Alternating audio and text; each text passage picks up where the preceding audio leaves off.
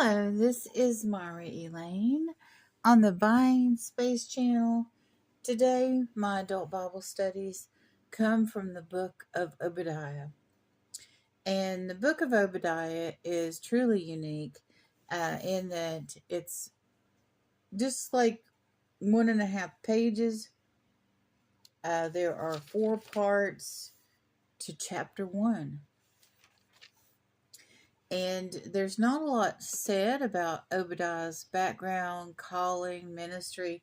All the other books of the prophets usually talk about the prophet as an individual and give several messages or several events that happen. And the book of Obadiah seems to speak to one particular event or people. Jonah is after Obadiah, and Amos is before. But I want to read to you what Schofield said about the timeline of Obadiah. Internal evidence seems to fix the date of Obadiah's ministry in the reign of Bloody Athaliah. 2 Kings 8:16-26. If this is true, and if the ministry of Joel was during the reign of Jonah, then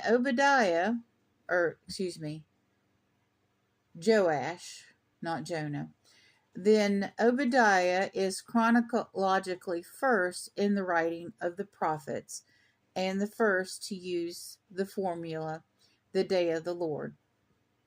We'll get into the day of the Lord a little later. Also, this is references from Joel 1, a note. The book is in 4 parts. Edom's humiliation, verses 1-9. And that's what I'm going to read today, verses 1-9. And it's marked part 1, and there's only 1 chapter.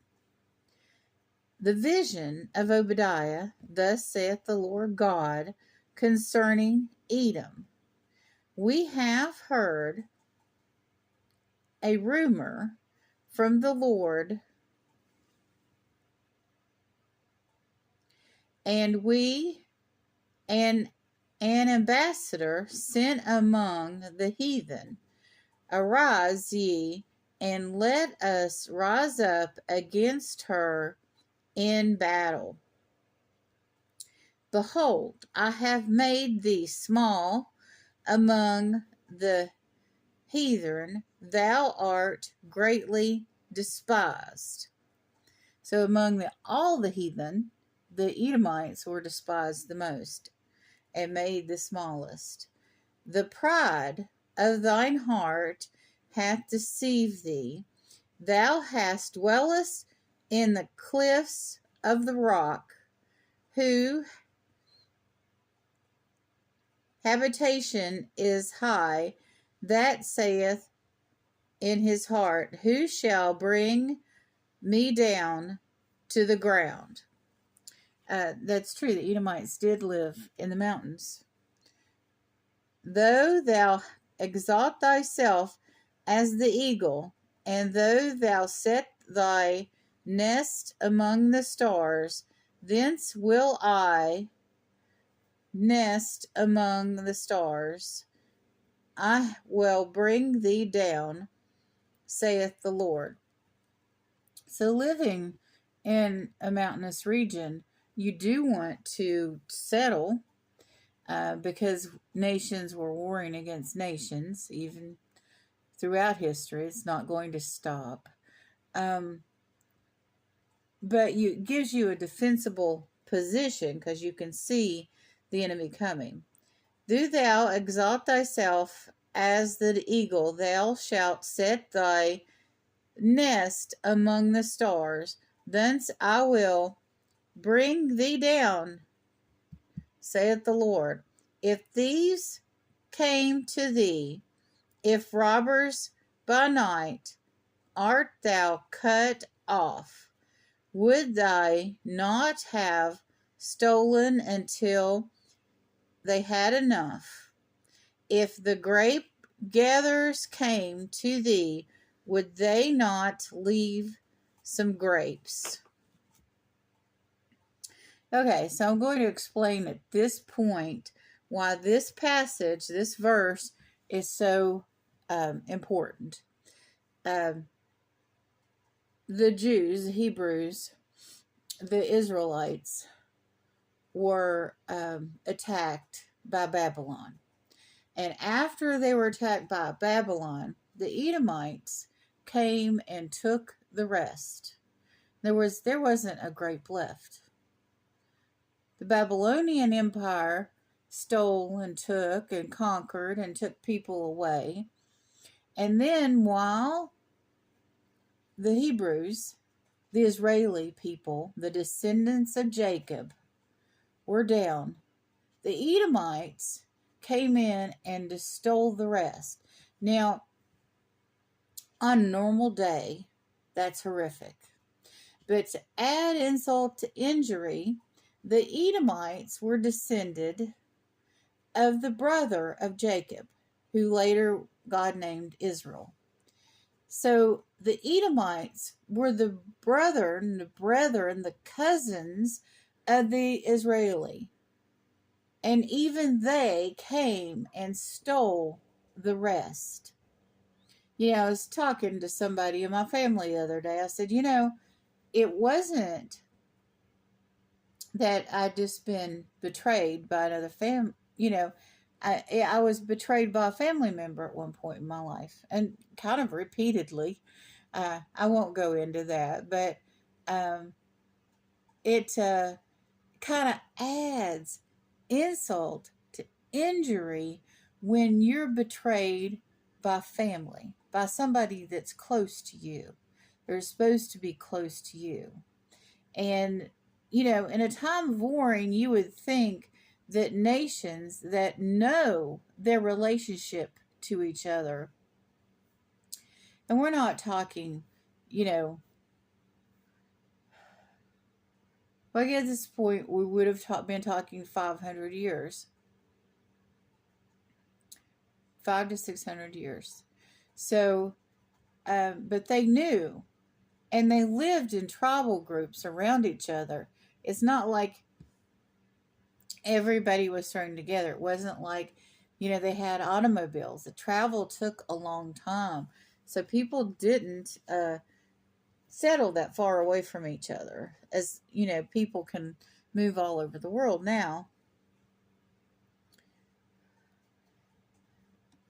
How are the things of Esau searched out? How are his hidden things sought up? So where are they putting their ill-gotten gain? All the men of thy confederacy have brought thee even to the bottom. The men that were at peace with thee have deceived thee and prevailed against thee. They that eat thy bread have laid a wound under thee. There is none understanding in him. So they were close in community. There was interaction. The Edomites would come down and buy goods, and the people of Israel were hospitable to them. They ate their bread, whether that bread was purchased or whether that bread was, them living up in the mountains. They might not have had grain fields or grapes vineyards. So they would come and buy and purchase or be given if they were, considered a traveler, that fruit or bread. Shall I not in the day, saith the Lord, even destroy the wise men out of Edom, and understanding out of the mount of Esau. And thy mighty man, O Timan, shall be dismayed, to the end that every one of the mount of Esau may be cut off by slaughter. So, not only were they cousins, they were neighbors, and they interacted and they were generous and they helped each other. I don't know what the Edomites brought to the table. Maybe that's more of the angst, that they weren't bringing anything to the table. There was some kind of exchange, maybe a currency, maybe bartering, but all of those things were entailed. And Israel was probably in a position that they didn't really need anything from the Edomites that lived in the mountains. The Edomites needed them more. But when the Israelites needed help and were down, they victimized them more. And the thing is, when I get into a situation where I have a frenemy, I try not to have frenemies, but it happens. And you tolerate people because you are getting some certain benefit from them and they're getting a benefit from you. And, maybe there's a betrayal here, betrayal there. Don't really like each other, but you get along. And then all of a sudden, that other person has a problem. Or they get into a real tiff with you individually. Here's what I typically do. I typically do nothing. Now, also, if I was helping that person in some way, shape, or form, I stop helping them because I'm not obligated to help them to start with. For instance, if you, my other videos are of unboxings. I choose who I buy from based upon their customer service skills. If somebody would have good customer service skills, but we had a different point of view on a few things, we were from different political parties, or if the person wasn't religious, or they had practices that I didn't believe in their life. They did, things like follow astronomy. I no longer follow astronomy. I did before I came back to God. I don't have anything against people. I think to each his own that do that sort of thing. But if it wasn't for the business relationship, I wouldn't be friends with them. And then they try to be my friend, and then they betray me. Well, I'm not going to help them out in their business relationship anymore.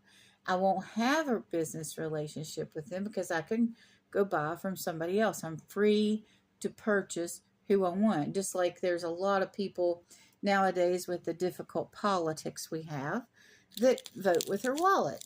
Whether you choose to buy from Starbucks or Chick-fil-A or Amazon, all those companies now, even the ones that aren't speaking out pointedly about this or that, sometimes they supply goods and services to people that are doing things that you disagree with. So you have a choice. Where do you spend your money?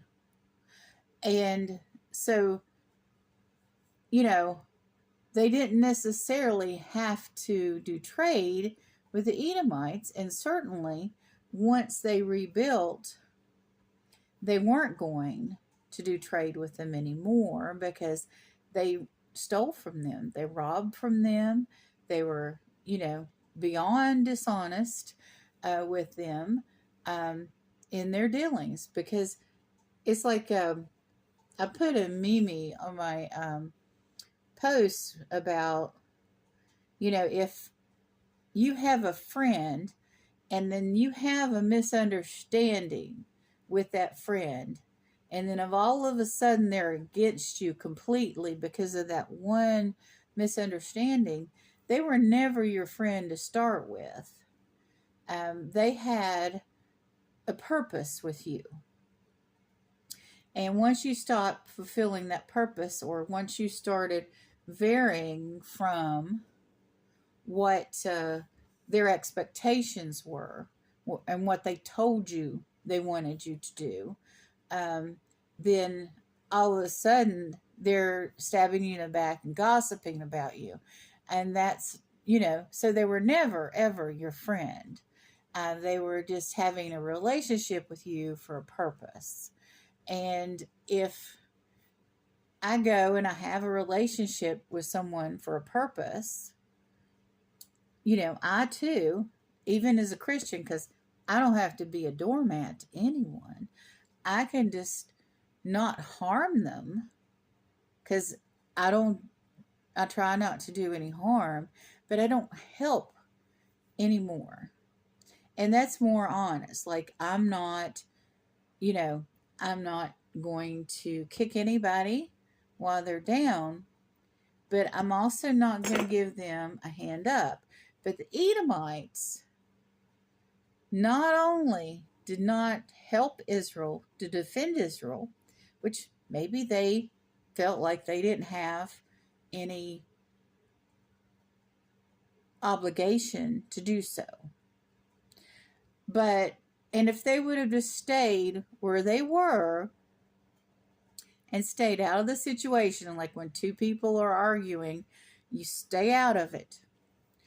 But they went and took advantage of the situation. Like right now in the United States, a lot of people are being deported. And just because they're deported doesn't mean they lose their house or lose their vehicle or lose their possessions. They have to have friends or family to take care of their assets. And sometimes attorneys will liquidate those assets to pay legal fees to get their citizenship squared away, or get them released, or whatever needs to be done. But sometimes I bet there are situations out there where friends and family are taking advantage of those people that have been deported or sent to detention centers. And that's horrific. The whole thing is horrific and shouldn't be happening. People should be allowed due process in the United States. That's what our Constitution says.